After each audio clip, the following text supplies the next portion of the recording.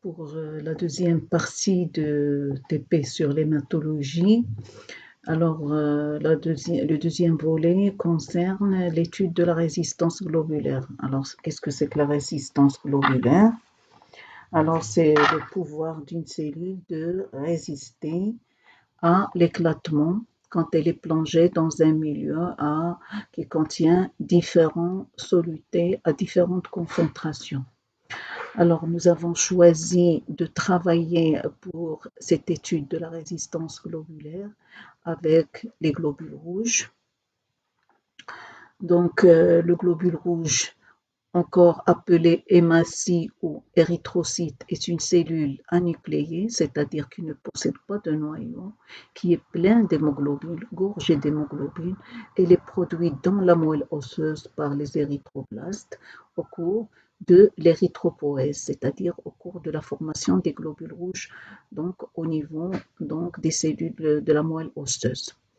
Alors, l'étude de la résistance globulaire consiste à étudier les conditions qui provoquent l'éclatement des globules rouges, c'est-à-dire quand la résistance de leur membrane cellulaire se trouve dépassée et par conséquent, il y aurait éclatement du globule et libération de l'hémoglobine dans la solution. C'est ce qu'on appelle aussi phénomène d'hémolyse, c'est-à-dire que la cellule elle se trouve hémolysée, c'est-à-dire éclatée, et dont le contenu est donc déversé à l'extérieur de la cellule. Alors, pour le principe de notre expérience, on va mesurer les effets de différentes concentrations de NaCl, c'est-à-dire du sel, chlorure de sodium, et du glucose, qui est le sucre, donc au niveau du milieu extérieur sur les mouvements nés de l'eau dans le globule. C'est-à-dire qu'on va plonger le globule rouge, une suspension de globules rouges dans différentes concentrations de NaCl et de glucose, et on va voir quelles sont les concentrations qui vont provoquer l'éclatement du globule. Pour le choix donc du matériel, c'est le matériel biologique, c'est le globule rouge, donc c'est l'hématie. Pourquoi nous avons choisi le globule rouge? Parce qu'il est facilement accessible en tant que cellule isolée, c'est-à-dire que on va prélever un volume de sang, du rein, et on va le mettre en présence d'un anticoagulant dans un récipient ou un cristallisoire, et donc après on va prélever de cette suspension sanguine quelques cellules qu'on va mettre dans des tubes à essai pour donc étudier leur résistance globulaire, bien sûr quand ils sont placés dans différents milieux à différentes concentrations. Alors, la particularité du globule rouge, c'est qu'il est riche en substances colorées, qui est donc l'hémoglobine, et donc quand la cellule ou bien le globule éclate, l'hémoglobine sort à l'extérieur de la cellule et donc il va colorier le surnageant avec une couleur rouge et qui est un indicateur de l'éclatement de la cellule et de l'hémolyse. Alors, nous avons choisi deux solutés, donc particulièrement osmotiques et donc particulièrement intéressants pour notre corps, c'est le sel et le sucre, le NaCl et le glucose. Donc, ce sont deux molécules osmotiquement actives. La seule différence, c'est que le NaCl est une molécule dissociable, c'est-à-dire une fois en solution ou bien dans l'eau, elle est donc séparée ou bien dissociée en Na, en un ion de Na+, et un ion de Cl-. Alors que le glucose est une grosse molécule qui n'est pas dissociable. Et ceci, donc, joue un rôle osmotique très, très important que nous allons voir au cours de notre expérience. Alors, le mode opératoire de l'expérience, c'est que vous allez disposer de deux rangées de 7 tubes à hémolyse, 7 tubes à essai. Donc, une rangée va servir pour l'étude donc, de l'action de glucose sur la résistance globulaire, donc du globule rouge, et une autre rangée, toujours de 7 tubes, pour le soluté NaCl. Alors, dans chaque tube, on va mettre exactement 2 ml de solution de glucose ou de NaCl, bien sûr à différentes molarités décroissantes. Donc, les chiffres vous seront donnés ultérieurement. Ensuite, dans chaque tube, on va ajouter exactement 2 gouttes de la suspension de globules rouges. Donc, 2 gouttes et pas plus ni moins. On va agiter les tubes, d'accord, et on va laisser ces tubes au repos pendant au moins 30 minutes, bien sûr à température ambiante, donc température physiologique qui ne doit pas dépasser donc 30 degrés. Alors, après 60 minutes, les globules rouges sédimentent et certains tubes dans certains tubes, il y aura donc hémolyse qui va être donc identifiée ou caractérisée par la coloration rouge du surnageant. Et dans d'autres tubes, on va avoir une absence d'hémolyse qui se caractérise par un surnageant incolore.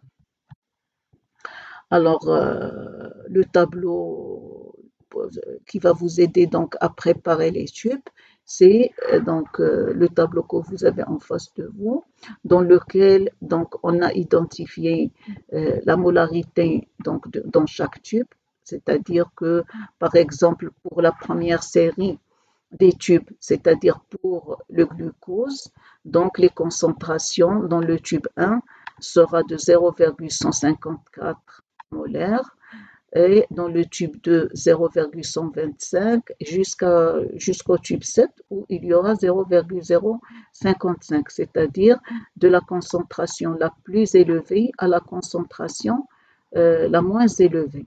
Donc ceci pour le glucose et pour le NaCl, c'est-à-dire qu'il y aura une série de tubes qui aura ces concentrations en glucose, une deuxième série qui aura ces concentrations en NaCl. D'accord?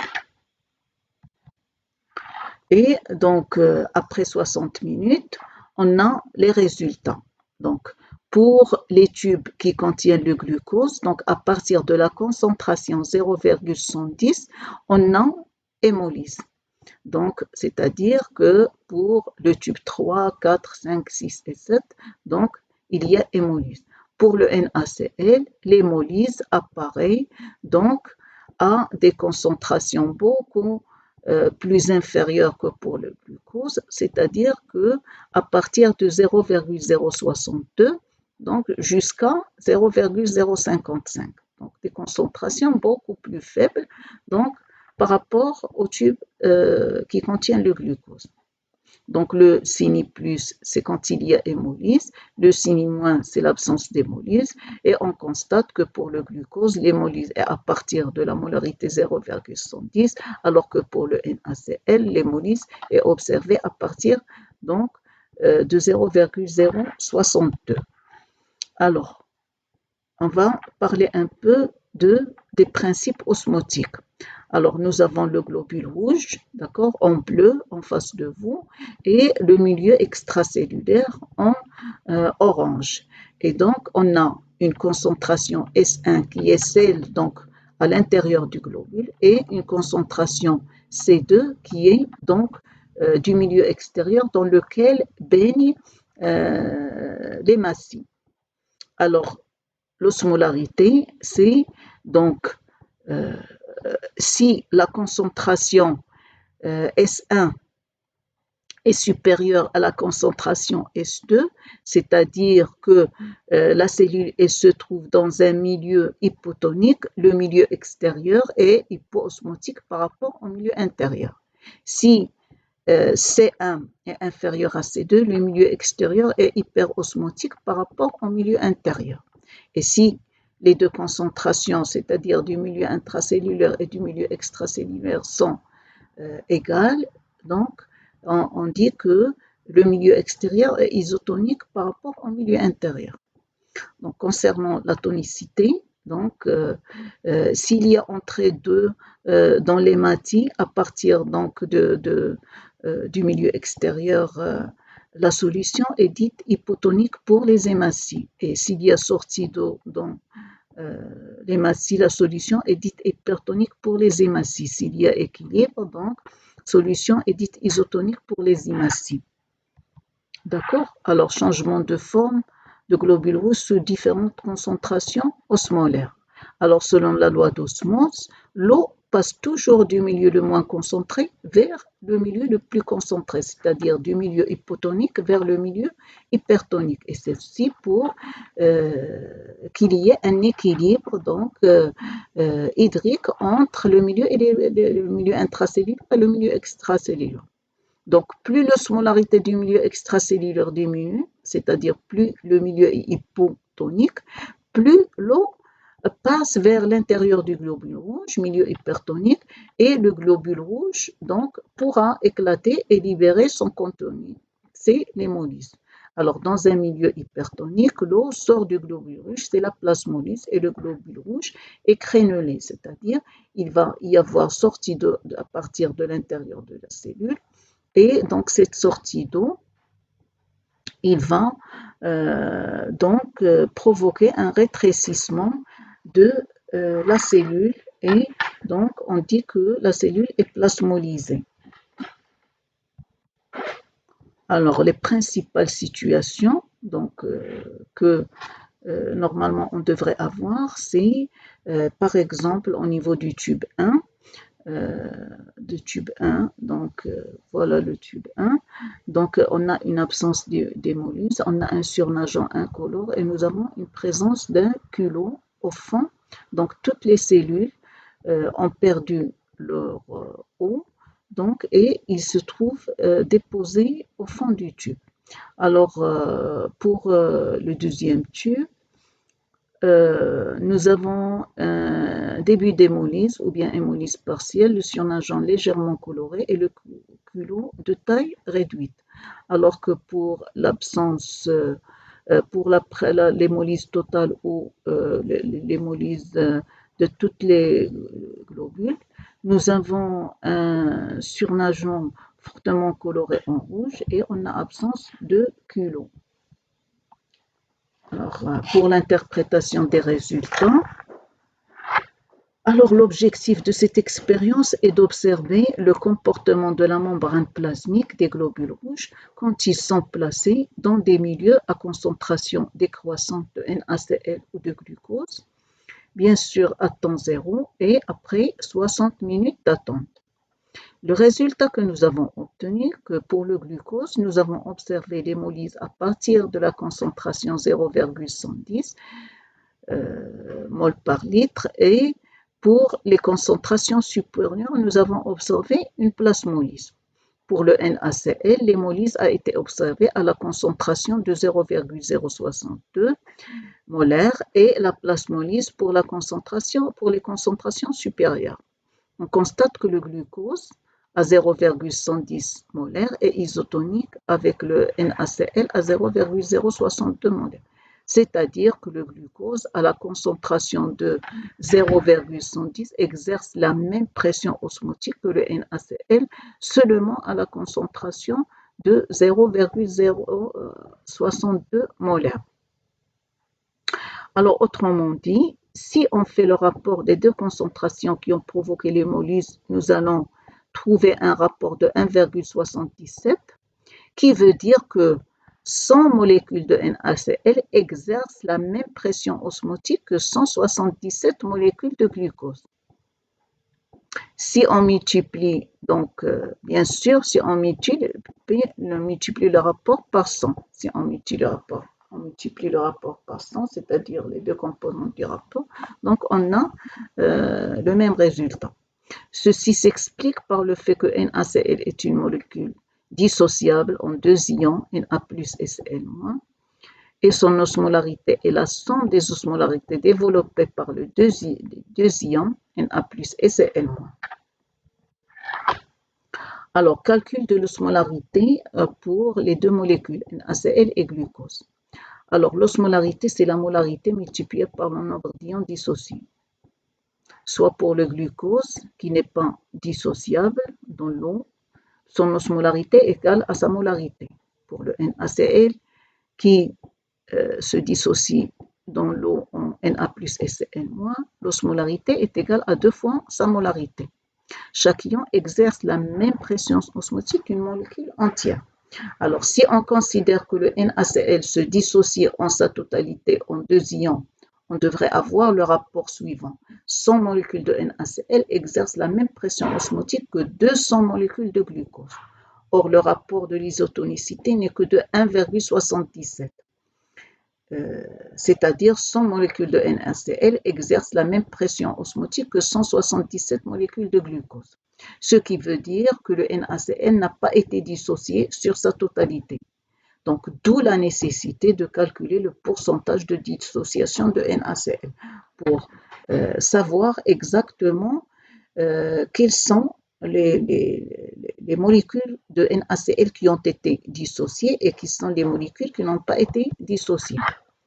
Alors, pour le calcul du pourcentage de dissociation de NaCl, donc nous avons pu montrer que chaque ion en solution exerce le même effet osmotique qu'une molécule non dissociée. Alors, pour le NaCl, à T égale 0, le NaCl, donc, qui est donc une molécule de Na plus Cl-, c'est-à-dire à temps égale 0, son molécule de NaCl ne se dissocie pas. Donc, on a 0 ion de Na plus 0 ion de chlore. Alors qu'à T égale 60 minutes, nous avons une certaine quantité X de NaCl qui a été dissociée en Na plus et en Cl-. Alors, le nombre de molécules de NaCl qui n'ont pas été dissociées, c'est 100 moins X. Et le nombre de molécules qui ont été dissociées, c'est X, Na plus et X, Cl-. Si on appelle grand X le pourcentage d'électrolytes dissociés en P ions, l'équation du nombre de particules osmotiquement actives est X est égal à 100 moins X plus Px. Alors, par exemple, on constate que le glucose 0,110 molaire est isotonique avec NaCl 0,062 molaire. Le glucose est donc 0,110 divisé par 0,62 égale à 1,77 fois plus concentré que le NaCl. Ou encore 100 molécules de NaCl exercent la même pression osmotique que 170 molécules de glucose, soit X le pourcentage de NaCl apparemment dissocié en 2 ions actifs. L'équation du nombre de particules osmotiquement actives est la suivante. 177 est égal à 100 moins X plus 2X. 177 est égal à 100 plus X et X est égal à 77% de NaCl apparemment dissocié. Donc, uniquement 77% des molécules de NaCl ont été dissociées. Et donc, 100 moins 77, d'accord, qui est donc 23 molécules de NaCl, n'ont pas été dissociées. Voilà. Et merci pour votre attention.